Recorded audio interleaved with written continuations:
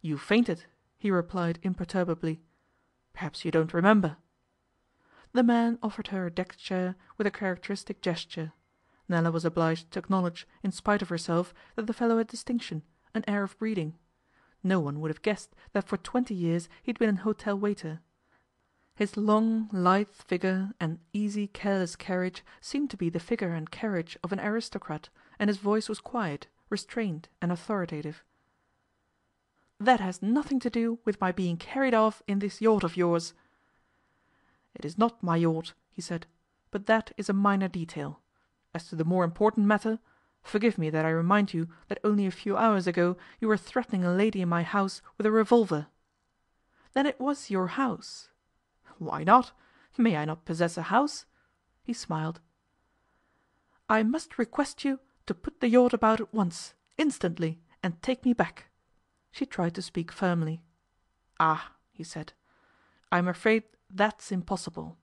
I didn't put out to sea with the intention of returning at once, instantly." In the last words he gave a faint imitation of her tone. "When I do get back," she said, "when my father gets to know of this affair, it will be an exceedingly bad day for you, Mr Jackson." "But supposing your father doesn't hear of it?" "What?"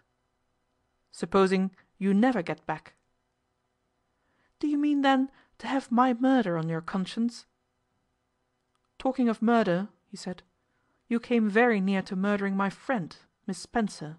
At least, so she tells me." "Is Miss Spencer on board?" Nella asked, seeing perhaps a faint ray of hope in the possible presence of a woman. "Miss Spencer is not on board.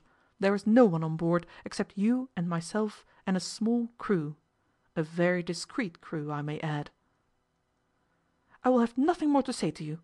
You must take your own course." "Thanks for the permission," he said. "I will send you up some breakfast." He went to the saloon stairs and whistled, and a negro boy appeared with a tray of chocolate. Nella took it, and, without the slightest hesitation, threw it overboard. Mr Jackson walked away a few steps, and then returned. "You have spirit," he said, "and I admire spirit. It is a rare quality." She made no reply. "Why did you mix yourself up in my affairs at all?" he went on. Again she made no reply, but the question set her thinking, why had she mixed herself up in this mysterious business? It was quite at variance with the usual methods of her gay and butterfly existence to meddle at all with serious things. Had she acted merely from a desire to see justice done and wickedness punished? Or was it the desire of adventure? Or was it, perhaps, the desire to be of service to His Serene Highness Prince Aribert? "It is no fault of mine that you are in this fix," Jules continued. "I didn't bring you into it. You brought yourself into it. You and your father, you have been moving along at a pace which is rather too rapid." "That remains to be seen," she put in coldly. "It does," he admitted. "And I repeat that I can't help admiring you, that is, when you aren't interfering with my private affairs. That is a proceeding which I have never tolerated from anyone, not even from a millionaire, nor even from a beautiful woman." He bowed. "I will tell you what I propose to do. I propose to escort you to a place of safety, and to keep you there till my operations are concluded, and the possibility of interference entirely removed. You spoke just now of murder. What a crude notion that was of yours. It is only the amateur who practises murder." "What about Reginald Dimmock?" she interjected quickly. He paused gravely. "Reginald Dimmock," he repeated. "I had imagined his was a case of heart disease. Let me send you up some more chocolate. I'm sure you're hungry." "I will starve before I touch your food," she said. "Gallant creature," he murmured, and his eyes roved over her face. Her superb, supercilious beauty overcame him. "Ah!" he said, "what a wife you would make!" He approached nearer to her. "You and I, Miss Racksole, your beauty and wealth and my brains. We could conquer the world. Few men are worthy of you, but I am one of the few. Listen, you might do worse. Marry me. I am a great man. I shall be greater. I adore you. Marry me and I will save your life. All shall be well. I will begin again. The past shall be as though there had been no past."